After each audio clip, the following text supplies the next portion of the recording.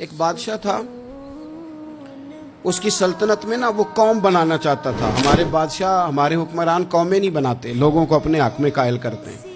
اس لیے کبھی بھی ہمارے ملک میں قومی سوچیں عام نہیں کی جاتی، ذاتی سوچیں عام کی جاتی ہیں، ملی باتیں نہیں کی جاتی، ذاتی باتیں کی جاتی ہیں۔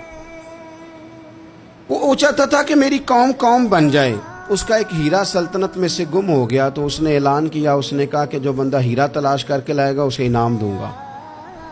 ساری قوم نکل کھڑی ہوئی ہیرا تلاش کرنے پر، ادھر بھی لوگ گئے، ادھر بھی لوگ گئے، خشکیوں میں، دریاؤں میں، جہاں جہاں جس کی پہنچ تھی، جنگلوں میں، وادیوں میں، گھروں میں، بستیوں میں لوگوں نے ڈھونڈا۔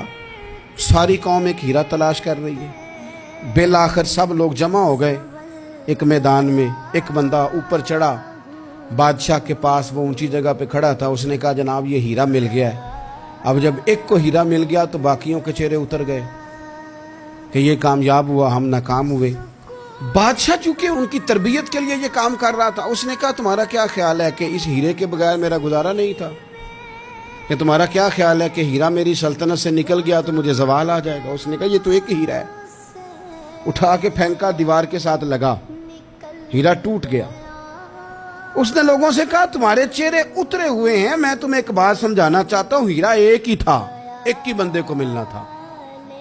میں نے انعام کا اعلان تو یہ کیا تھا نا کہ جو ہیرا ڈھونڈ کے لائے گا اسے انعام دوں گا، لیکن اب میں تمہیں بتاتا ہوں کہ میں تم سب کو انعام دوں گا، اس لیے کہ ہیرا ایک تھا، ملنا ایک کو ہی تھا، سب کو مل سکتا نہیں، لیکن انعام اس لیے سب کو دوں گا کہ ہیرا ڈھونڈنے پر انعام نہیں دے رہا، میں کوشش کرنے پہ انعام دے رہا کہ تم نے کوشش تو کی، تم نکلے تو صحیح، جدوجہد تو کی۔ کچھ لوگ کہتے ہیں کہ ہمیں ہیرا مل بھی جائے، او خدا کے بندے ہیرا ایک ہے، ہیرا ملنا کمال نہیں، محنت کرنا کمال ہے۔